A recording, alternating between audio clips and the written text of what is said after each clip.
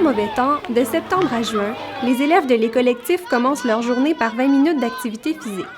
Les professeurs Sylvain Turcotte et Félix Berrigan accompagnent l'école dans son projet et en étudient les effets sur les élèves. Notre objectif, c'était d'aller mesurer en milieu réel les effets de cette période d'activité physique-là sur l'attention des élèves. En fait, ce qu'on constate, c'est que pour les classes des plus vieux, on n'a pas d'effet. Par contre, chez les plus jeunes, où on a des capacités d'attention qui sont un peu plus faibles, quand ils rentrent en classe après avoir fait la période d'activité physique, ils sont capables d'avoir des meilleurs résultats à leur test d'attention. Leur niveau d'attention, lorsqu'on regarde les fluctuations à travers de la journée, reste constant lorsqu'ils ont fait la période d'activité physique, mais lorsqu'on a enlevé cette période d'activité physique-là au début de la journée, bien, ce qui se passe, c'est que leur niveau d'attention va diminuer au courant de la journée.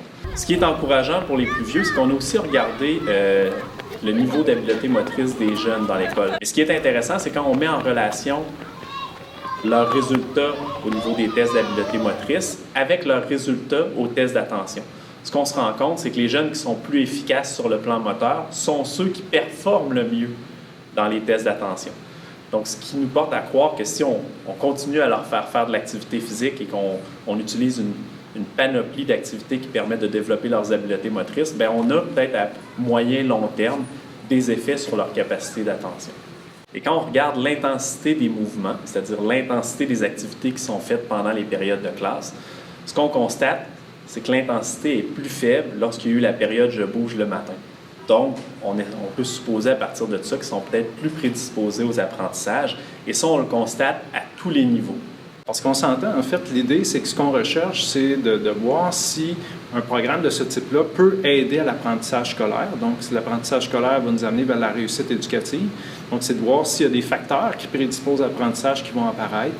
Mais pour bien mettre ça en place et s'assurer qu'on est vraiment optimal, bien, un des volets importants, c'est de supporter, c'est de soutenir l'équipe école et que les choix et les stratégies qui sont sélectionnées par l'équipe école font en sorte qu'elles vont vraiment bénéficier en fait de ce programme-là au maximum et non pas là, de faire de l'activité physique pour juste rendre les élèves en fait actifs là, ou les occuper de façon active.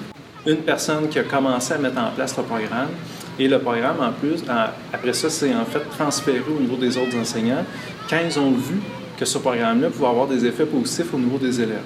Donc déjà, de pouvoir constater, voir des effets, que ça peut aider les enfants au niveau des apprentissages, de faire un choix de dire qu'à chaque jour, je prends 20 minutes et que dans une semaine, c'est 100 minutes de temps que je pourrais faire d'enseignement en classe, mais qui finalement est transféré vers une pratique d'activité physique.